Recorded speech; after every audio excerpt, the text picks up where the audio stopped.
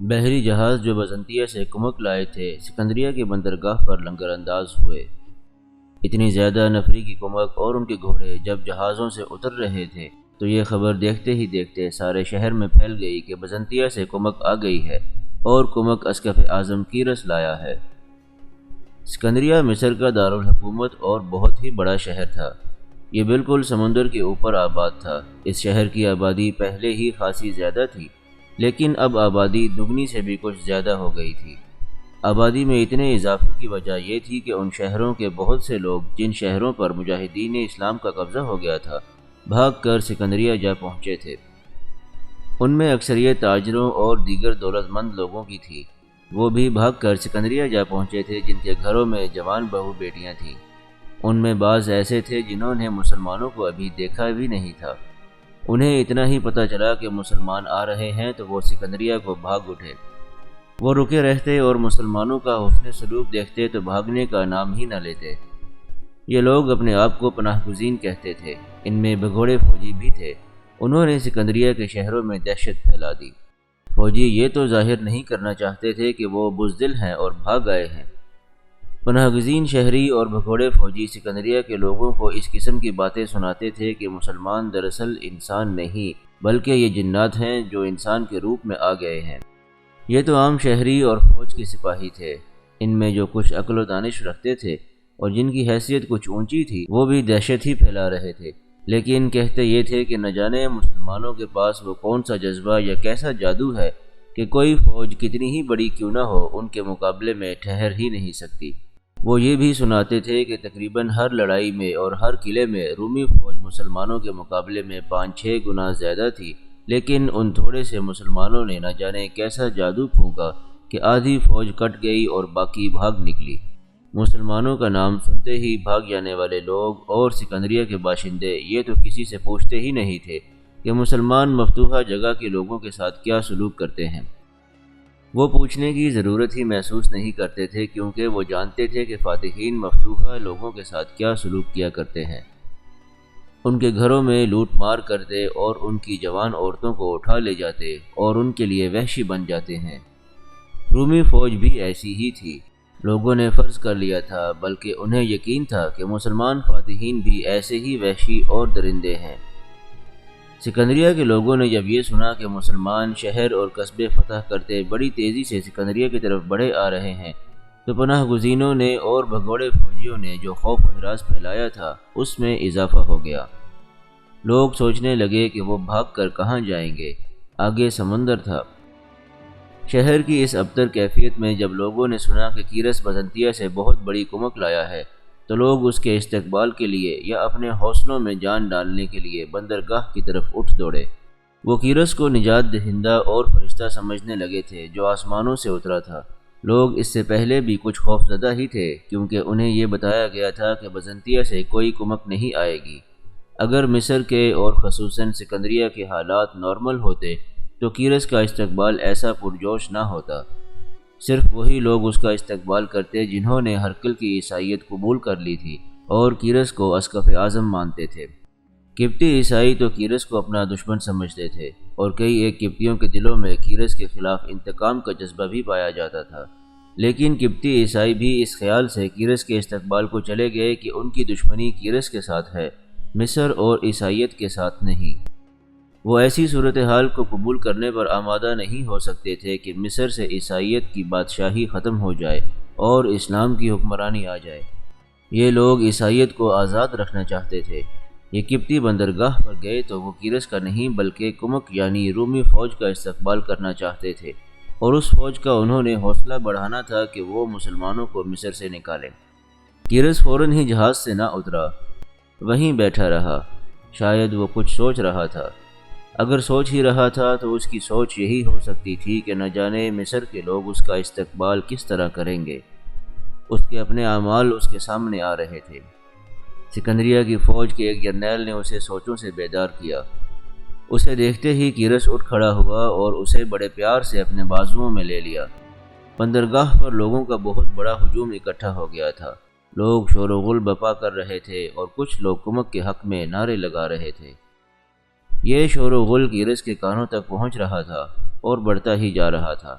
کیونکہ ہجوم میں اضافہ ہوتا چلا جا رہا تھا۔ یہ شور و غل کیسا ہے؟ کیرس نے جرنیل سے پوچھا۔ کیا لوگ میرے استقبال کو آئے ہیں یا؟ ہاں اسقف اعظم، جرنیل نے پرمسرت لہجے میں کہا، لوگ آپ کے اور کمک کے استقبال کو آئے ہیں اور آپ کو دیکھنے کے لیے بےتاب ہوئے جا رہے ہیں۔ کیرس نے یوں اطمینان اور سکون محسوس کیا جیسے اس کے کندھوں سے یا اس کی ضمیر سے بہت بڑا بوجھ اتار دیا گیا ہو۔ وہ جب جہاز کے عرشے پر لوگوں کو نظر آیا تو لوگوں نے نعروں کے دھماکے کرنے شروع کر دیے۔ کیرس نے اپنے بازو اوپر کر کے ہلائے اور پھر وہ جہاز سے اترنے لگا۔ ہجوم تو جیسے اس پر ٹوٹ پڑنا چاہتا تھا۔ جرنیل نے نیچے آ کر فوجیوں سے کہا کہ وہ لوگوں کو پیچھے رکھے۔ جس جرنیل نے جہاز پر جا کر اس کا استقبال کیا اور جہاز سے اتارا تھا، اس نے پوچھا تھا کہ جرنیل تھیوڈور کہاں ہے۔ وہ تھیوڈور سے ملنے کے لیے بےتاب تھا۔ اس جرنیل نے غالباً یہ سوچ کر بات گول کر دی کہ کیرس کو مصر کی تازہ صورتحال کا کچھ پتہ نہیں۔ جہاز سے اتر کر اس نے ان جرنیلوں سے جو اس کے استقبال کے لیے کھڑے تھے پوچھا تھا کہ جرنیل تھیوڈور کیوں نہیں آیا۔ انہوں نے بھی کوئی تسلی بخش جواب نہیں دیا تھا۔ جرنیل تھیوڈور سے ملنے کے لیے بےتابی کی ایک وجہ تو یہ تھی کہ یہ جرنیل مصر میں مقیم تمام تر فوج کا سپریم کمانڈر تھا۔ دوسری وجہ یہ تھی کہ مرتینہ نے اسے کہا تھا کہ جرنیل تھیوڈور لوگوں میں بہت مقبول اور ہر دل عزیز ہے، اسے ہر قیمت پر اپنی نظر میں اور اپنے ہاتھ میں رکھنا ہے۔ مرتینہ کو یہ خطرہ نظر آ رہا تھا کہ جرنیل تھیوڈور مصر میں کامیاب ہو گیا تو وہ ہرکل کے پوتے کونستانس کو اپنا بادشاہ سمجھ لے گا اور اس کا حامی بن جائے گا۔ کیرس اسے فوراً ملنا چاہتا تھا لیکن تھیوڈور اس کے استقبال کے لیے بھی نہیں آیا تھا۔ سکندریہ کے جرنیل کیرس کو شاہی محل میں لے گئے۔ یہ ہرکل کا شاہی محل تھا۔ پھر مکوکس نے اس محل میں رہائش اختیار کی تھی۔ اب کیرس کو اس محل میں رہنا تھا۔ کیرس کو تو جیسے کھانے پینے کا بھی ہوش نہیں تھا۔ محل میں جاتے ہی اس نے بڑے غصے سے کہا کہ جرنیل تھیوڈور یہاں کی فوج کا کمانڈر ہے، لیکن معلوم ہوتا ہے کہ وہ اپنے آپ کو مصر کا فرمانروا سمجھ بیٹھا ہے۔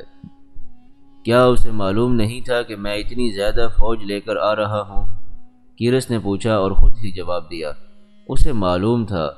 بزنطیہ سے روانہ ہونے سے پہلے میں نے قاصد بھیجا تھا، اسے بندرگاہ پر موجود ہونا چاہیے تھا۔ کیرس کو بزنطیہ سے چلے بہت دن گزر گئے تھے۔ پہلے خشکی کا لمبا سفر تھا، اس کے بعد اس سے کچھ زیادہ لمبا سفر بحری تھا۔ بحیرہ روم کی پوری چوڑائی عبور کرنا تھی، مگر راستے میں ہلکا سا طوفان آ گیا جس کا رخ مصر کی بجائے کسی اور ہی طرف تھا۔ یہ طوفانی ہوائیں بادبانوں سے ٹکرا کر تمام جہازوں کو اپنے رخ پر ہی لے گئی تھیں۔ جہازران جہازوں پر قابو نہ پا سکے، لیکن طوفان جلد نرم پڑ گیا۔ جہازوں کو بڑی دور سے واپس لائے اور سکندریہ کا رخ کیا۔ خشکی کے راستے بھی سکندریہ تک پہنچا جا سکتا تھا، لیکن یہ سفر بڑا ہی لمبا تھا۔ اتنے زیادہ دنوں میں مصر کی صورتحال میں انقلابی تبدیلیاں آ چکی تھیں۔ کیرس تو صرف اتنا سن کر آیا تھا کہ مسلمانوں نے بیبیلون جیسا مستحکم شہر بھی لے لیا ہے، لیکن ابھی تک اسے یہ نہیں بتایا گیا تھا کہ مسلمان بیبیلون سے سکندریہ تک کا آدھا فاصلہ فتح پہ فتح حاصل کرتے طے کر آئے ہیں اور اب خطرہ سکندریہ تک پہنچنے والا ہے۔ کیرس تو اس قدر جلدی میں تھا کہ خود ہی تیز تیز بولتا جا رہا تھا اور کسی اور کو بولنے کی مہلت ہی نہیں دیتا تھا۔ ایک سوال کرتا اور اس کے جواب کا انتظار کرتا ہی نہیں تھا۔ اسے مرتینہ کا یہ شک صحیح معلوم ہونے لگا تھا کہ تھیوڈور فوج میں اور ملک کے لوگوں میں بڑا ہی مقبول اور ہر دل عزیز ہے، اور وہ جیسی منمانی کرنا چاہتا ہے کر گزرے گا۔ کیرس نے ایک بار پھر کہا کہ کوئی اسے بتا سکتا ہے کہ تھیوڈور کہاں ہے اور اس کے استقبال کو کیوں نہیں آیا؟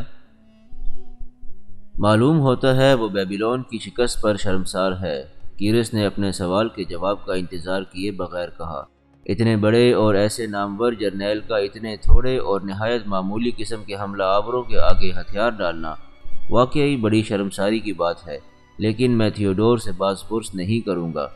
اسے بلاؤ، میرے سامنے لاؤ۔ ہم اب نئے سرے سے مسلمانوں کے مقابلے میں آئیں گے اور ان کا نام و نشان مٹا دیں گے۔ وہاں جو جرنیل موجود تھے انہوں نے ایک دوسرے کی طرف دیکھا۔ ان کے ماتھوں پر شکنیں آ گئی تھیں، جیسے انہیں کیرس کا یہ انداز اچھا نہیں لگ رہا تھا۔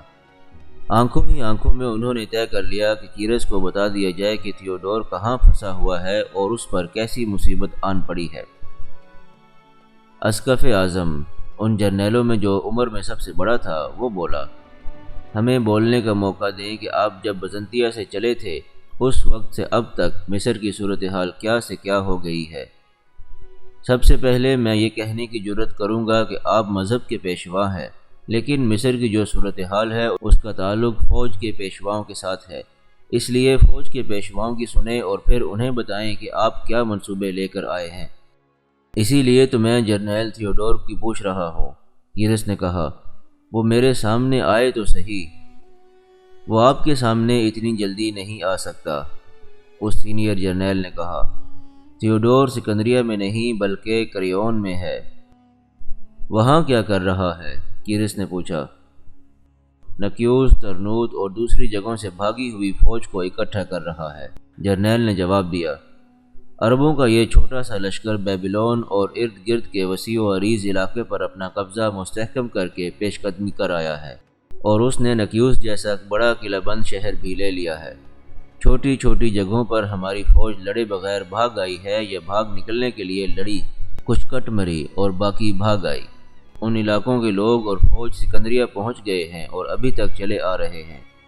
جنرل تھیوڈور کریون میں اپنا محاذ مستحکم کر رہا ہے تاکہ عربوں کو وہیں روک لے اور انہیں پسپا کرنے کی کوشش کرے، ورنہ وہ سیدھا سکندریہ پر آئیں گے۔ تو کیا اسے کمک بھیجی جائے؟ کیرس نے پوچھا اور خود ہی کہا، لیکن میں یہ کمک کسی اور استعمال کے لیے لایا ہوں۔ اگر اس طرح تھوڑی تھوڑی کمک مختلف جگہوں پر بھیجنے لگے تو اس سے ہم کوئی فائدہ نہیں اٹھا سکیں گے۔ تھیوڈور کو کچھ نہ کچھ کمک بھیج دی جائے، بوڑھے جرنیل نے کہا۔ ہو سکتا ہے اسی سے تھیوڈور اپنے مقصد میں کامیاب ہو جائے۔ اگر نہ ہو سکا تو ہم اس کمک کو سکندریہ کے دفاع کے لیے یہاں سے کچھ دور سفارا کر کے عربوں کو روک لیں گے۔ کیرس نے اسی وقت حکم دے دیا کہ 2 دستے کریون بھیج دیے جائیں۔ کیرس اپنے ساتھ مبلغوں کا ایک بہت بڑا گروہ لایا تھا۔ اس گروہ کو اس نے بزنطیہ میں ہی ہدایات دے دی تھیں کہ مصر میں جا کر وہ کیا کریں گے۔ اس گروہ میں 3 بڑے پادری تھے جو کیرس کے ہمراز معتمد تھے۔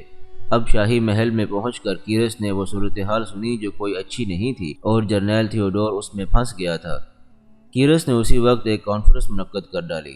اس میں ایک تو فوج کے جرنیل تھے، دوسرے یہ 3 بڑے پادری تھے، جاسوسی کے نظام کے 2 سربراہ تھے، اور انتظامیہ کے 3-4 حاکم بھی اس کانفرنس میں بلائے گئے۔ کیرس نے دروازے بند کروا لیے کیونکہ وہ ساری کارروائی اور بات چیت رازداری سے رکھنا چاہتا تھا۔ تاریخ کسی کی رازداری کو راز میں نہیں رہنے دیتی۔ کچھ عرصہ گزرنے کے بعد کمروں کے اندر کی ہوئی باتیں کسی نہ کسی ذریعے تاریخ کے دامن میں آ پڑتی ہیں۔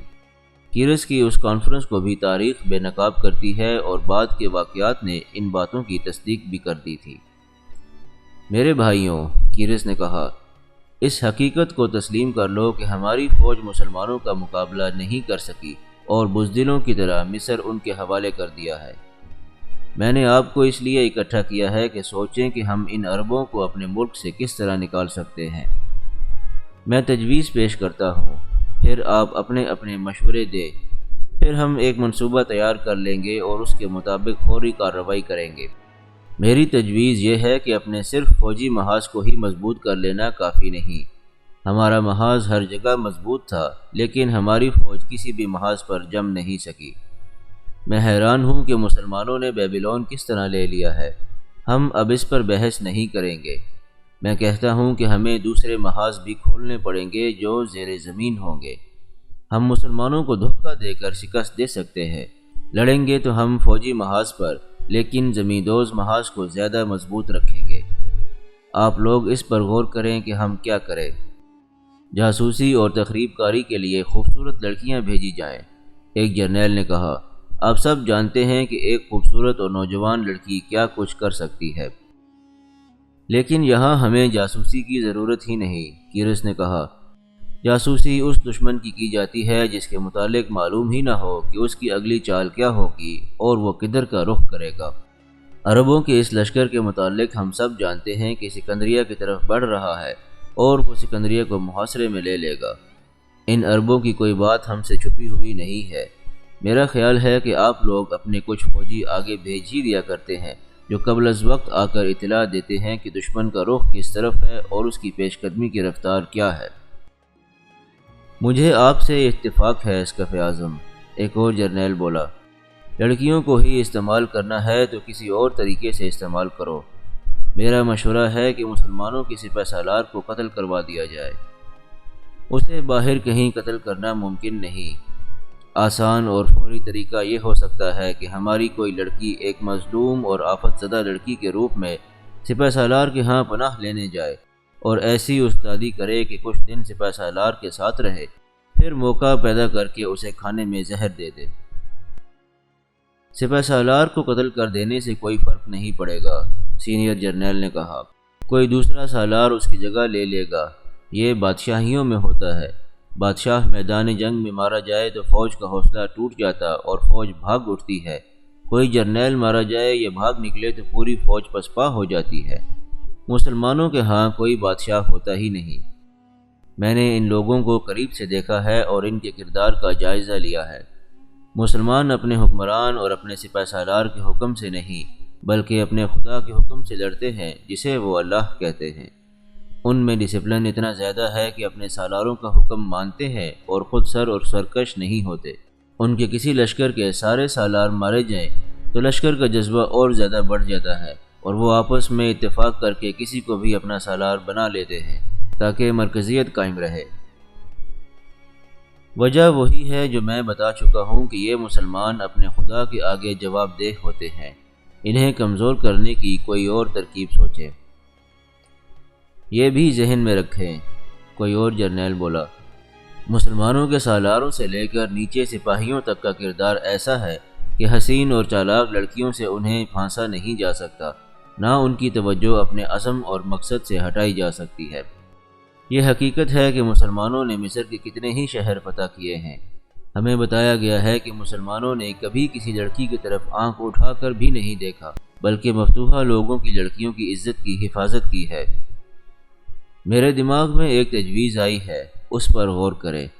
آپ جانتے ہیں کہ ہزارہ مصری بدو مسلمانوں کے لشکر میں شامل ہو گئے تھے اور وہ پوری دیانتداری سے مسلمانوں کی جنگ لڑ رہے ہیں۔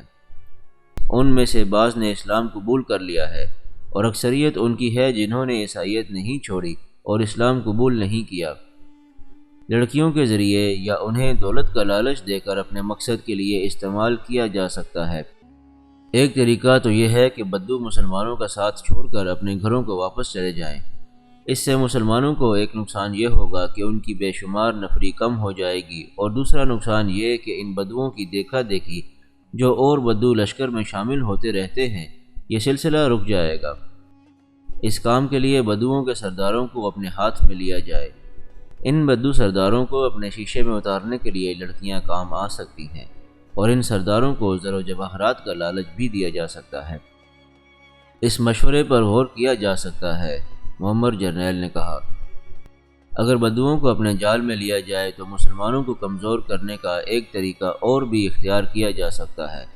وہ یہ کہ ہزاروں بدو مسلمانوں کے ساتھ ہی رہیں لیکن جہاں موقع ملے انہیں دھوکہ دیں اور ان کی پیٹھ میں خنجر گھونپ دیں۔ مسلمان اس لڑائی کو اپنے مذہب کی لڑائی سمجھتے ہیں، اسے جہاد کہتے ہیں اور جہاد کو ہر مسلمان اپنا فرض سمجھتا ہے۔ ہمارے سامنے بدو ہی رہ جاتے ہیں جنہیں ہم مسلمانوں کے خلاف استعمال کر سکتے ہیں۔ آپ لوگ میرا مطلب سمجھ گئے ہیں، کیرس نے کہا۔ میں پھر کہتا ہوں کہ جس دشمن کا آپ آمنے سامنے آ کر مقابلہ نہیں کر سکتے اس پر زمین کے نیچے سے وار کریں یا ان میں ایسے آدمی داخل کریں جو انہیں دوستی اور محبت کا دھوکہ دے کر ان کی پیٹھ پر وار کریں۔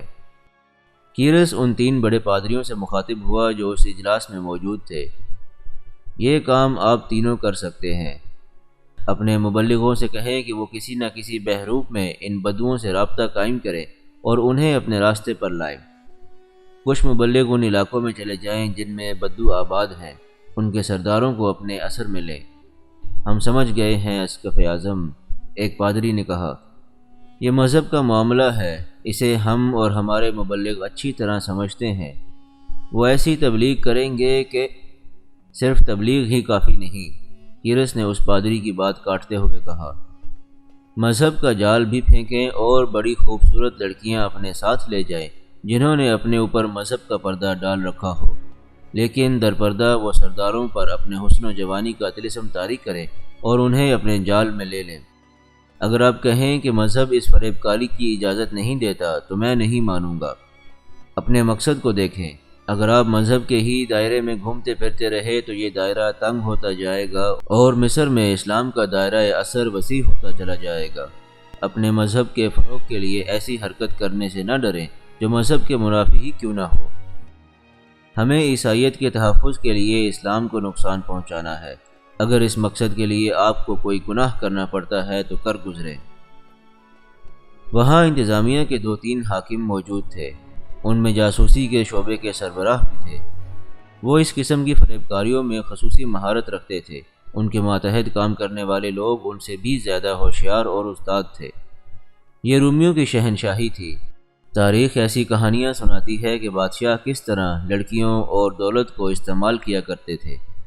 سکندریہ کے اس محل میں جو حرم تھا اس میں ایک سے بڑھ کر ایک حسین ہوشیار لڑکی موجود تھی۔ یہ ایک جھلک ہے اس کانفرنس کی کارروائی اور گفت و شنید کی۔ مجاہدین اسلام کے لیے بڑے ہی پرکشش پھندے اور ہم رنگ زمیندام تیار کیے گئے۔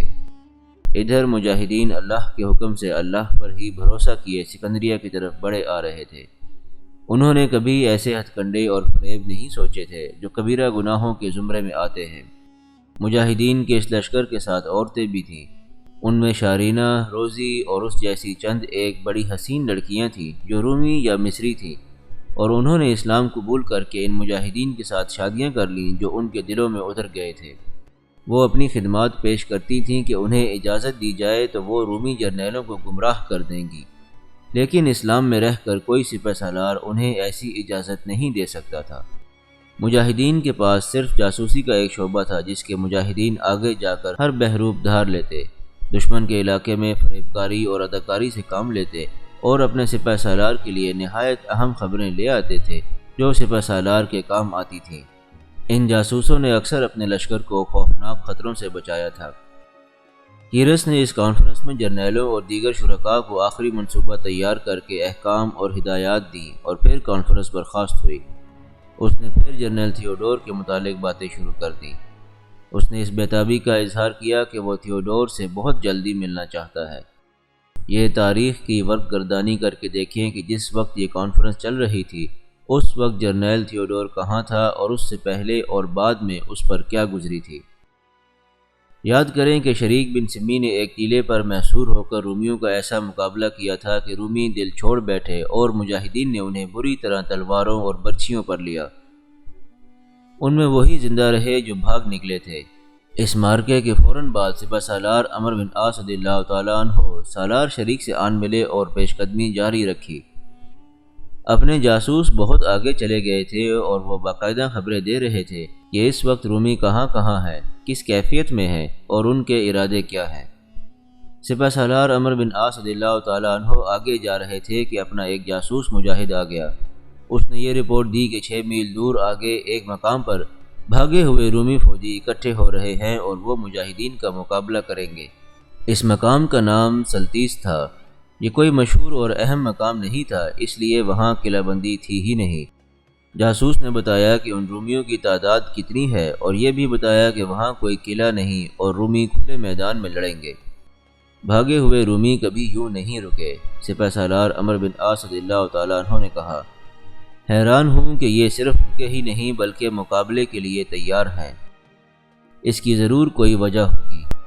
ہو سکتا ہے کہ انہیں بتایا گیا ہو کہ کمک آ رہی ہے اور مزید پسپائی روک دیں۔ اس وقت عمرو بن عاص رضی اللہ تعالیٰ عنہ کے ساتھ 2-3 سالار تھے۔ وہ بھی حیران ہوئے کہ بھاگنے والے رومی مقابلے میں کس طرح کھڑے ہو گئے ہیں۔ انہیں معلوم نہ تھا کہ انہیں دھمکیاں دے کر روکا گیا ہے اور بکھرے ہوئے رومیوں کو یہاں اکٹھا ہونے پر مجبور کیا گیا ہے۔ اس وقت جرنیل تھیوڈور کریون میں تھا جو دفاعی لحاظ سے ایک مضبوط قلعہ بند شہر تھا۔ اسے مسلسل اطلاعیں مل رہی تھیں کہ آگے سے رومی فوجی بھاگے ہوئے قلعے میں آ رہے ہیں۔ اس فوج کے دستوں کو جرنیل تھیوڈور نے مختلف مقامات پر پھیلایا تھا کہ مجاہدین اسلام کی پیش قدمی کے آگے رکاوٹ بنے رہیں اور اس لشکر کو کمزور کرتے کرتے اس قابل رہنے ہی نہ دیں کہ یہ سکندریہ تک پہنچ سکے۔ لیکن یہ دستے کسی بھی مقام پر مجاہدین کے آگے نہ ٹھہر سکے اور پسپا ہی ہوتے چلے گئے۔ پسپائی کوئی معیوب لفظ نہیں، بعض اوقات کوئی فوج کسی جنگی چال کے تحت پیچھے ہٹاتی ہے اور پھر نئی تنظیم اور تہذیب کے مطابق جوابی حملہ کرتی ہے، لیکن رومی پسپا نہیں ہو رہے تھے بلکہ ڈری ہوئی بھیڑ بکریوں کی طرح بھاگے جا رہے تھے۔ رومی تو ایک جنگجو قوم تھی جس کی شجاعت اور بے جگری کے کارناموں سے تاریخ بھری پڑی ہے، لیکن مجاہدین اسلام کے اس قلیل تعداد لشکر کے آگے رومی اپنی روایات کو بھول گئے۔ اس کی وجہ اس کے سوا اور کیا ہو سکتی ہے کہ یہ باطل پہلی بار حق کے مقابلے میں آیا تھا۔ جنرل تھیوڈور نے پہلے یہ سوچا تھا کہ وہ اپنی پوری فوج کو اپنی قیادت میں لے کر آگے بڑھے اور مجاہدین سے ایک فیصلہ کن معرکہ لڑے، لیکن اس نے جب بھاگ بھاگ کر آنے والے فوجیوں کی ذہنی کیفیت دیکھی تو اس نے یہ فیصلہ کیا کہ وہ کریون میں ہی رہے اور اس قلعہ بند شہر کو مجاہدین کے راستے میں رکاوٹ بنائے۔ ایک تو یہ فوجی بھاگ آئے تھے اور دوسرے وہ جو مجاہدین کی تلواروں اور برچھیوں نے دنیا سے اٹھا دیے تھے۔ ان کی لاشیں گوشت خور پرندے اور درندے کھا گئے تھے اور ان کی ہڈیاں مصر کی زمین پر بکھر گئی تھیں۔ قرآن پاک کا ایک ایک فرمان پورا ہو رہا تھا۔ مجاہدین کو جیسے اللہ کی یہ آواز سنائی دے رہی تھی کہ اکثر ایسے ہوا ہے کہ چھوٹی سی جماعت بہت بڑی فوج پر غالب آئی ہے، بشرط یہ کہ تم ایمان والے ہو۔ جنرل تھیوڈور ابھی بیبیلون کی شکست کے صدمے سے نہیں سنبھلا تھا کہ اسے پسپائی کی خبریں ملنے لگیں، اور پھر اس نے دیکھا کہ کچھ فوجی اور کچھ لوگ بھاگے ہوئے کریون پہنچ رہے ہیں۔ تھیوڈور کو امید تھی کہ بزنطیہ سے کمک آ جائے گی، لیکن بیبیلون میں ہی اس نے محسوس کر لیا تھا کہ کمک نہیں آئے گی۔ اس میں کوئی شک نہیں کہ جنرل تھیوڈور اپنی فوج میں اور لوگوں میں ہر دل عزیز تھا۔ اسے یہ بھی پتہ چل چکا تھا کہ بزنطیہ میں شاہی خاندان میں تخت و تاج کی وراثت پر رسہ کشی ہو رہی ہے، اور وہاں کسی کو یہ خیال نہیں رہا کہ مصر کو بچانا ہے۔ تھیوڈور نے کریون میں اپنے 2-3 جرنیلوں کو بلایا۔ ہم کس کی لڑائی لڑ رہے ہیں؟ تھیوڈور نے اکھڑے ہوئے سے لہجے میں کہا۔ ہرکل کے شاہی خاندان کی یا سلطنت روم کے وقار کی؟ شاہی محل میں موجود جو معرکہ آرائی ہو رہی ہے وہ تم سن چکے ہو۔ انہوں نے ہمیں تنہا چھوڑ دیا ہے، اور جب مصر ہاتھ سے نکل جائے گا تو اس کی سزا ہمیں ملے گی۔ مکوکس اچھا تھا یا برا یہ الگ بحث ہے، لیکن ہرکل نے اسے ذلیل و خوار کر کے ملک بدر کر دیا۔ ہرکل خود کمک لے کر مصر کیوں نہیں آیا؟ اپنے بیٹے قسطنطین کو کیوں نہیں بھیجا؟ غور کرو کہ ہم جان کی بازی لگا کر ان عربوں کو مصر سے نکال دیتے ہیں تو مصر کا مالک کون ہوگا؟ ہرکل اور اس کا خاندان؟ میں اب تمہیں اپنے دل کی بات بتاتا ہوں اور مجھے امید ہے کہ تم میرا ساتھ دو گے۔ میں اس فیصلے پر پہنچا ہوں کہ اب ہم جم کر لڑیں گے اور مسلمانوں کو شکست دیں گے، پھر ہم مصر میں خود مختاری کا اعلان کر دیں گے۔ ظاہر ہے بزنطیہ سے فوج آئے گی اور ہم سے ہتھیار ڈلوانے کی کوشش کرے گی۔ یہ خانہ جنگی ہوگی، لیکن میں اس کے لیے تیار ہوں۔ کیا تم میرا ساتھ دو گے؟ دونوں جرنیلوں نے کہا کہ اب وہ اپنے آپ کو تھیوڈور کے ہی ماتحت سمجھیں گے اور موت تک اس کا ساتھ دیں گے۔ ان جرنیلوں کو معلوم ہو چکا تھا کہ مرتینہ سلطنت روم کی ملکہ بننے کے جتن کر رہی ہے، اور اگر وہ خود ملکہ نہ بن سکی تو اپنے بیٹے کو ہرکل کے تخت پر بٹھائے گی۔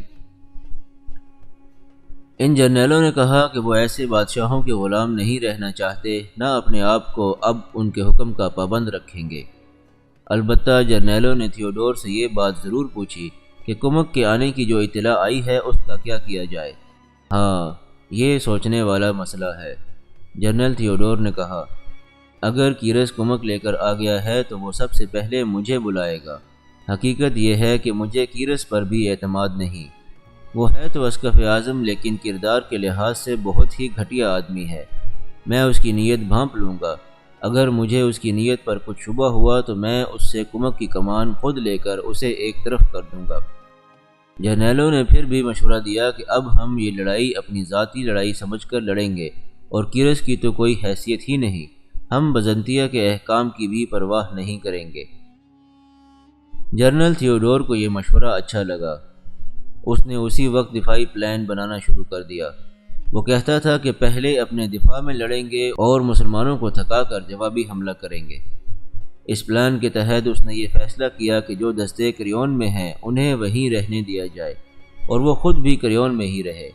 اس کا دراصل ارادہ یہ تھا کہ ہر طرف بکھری ہوئی فوج کو اس قلعہ بند شہر میں اکٹھا کرے لیکن کچھ اس نے اور کچھ جرنیلوں نے سوچ و بچار کے بعد یہ فیصلہ کیا کہ جو دستے کریون سے دور دور مقیم ہیں انہیں وہیں رہنے دیا جائے تاکہ وہ مسلمانوں کے مقابلے میں آئیں اور انہیں کمزور کرنے کی کوشش کریں۔ مطلب یہ تھا کہ جب مسلمان کریون کو محاصرے میں لیں تو وہ کمزور حالت میں ہوں۔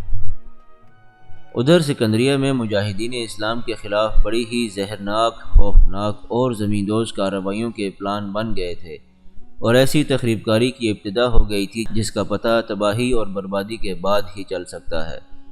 ادھر کریون میں رومی جرنیلوں نے نئے عزم اور نئے جذبے سے ایسا پلان بنا لیا تھا جو مجاہدین کے لیے ناقابل تسخیر رکاوٹ بن سکتا تھا۔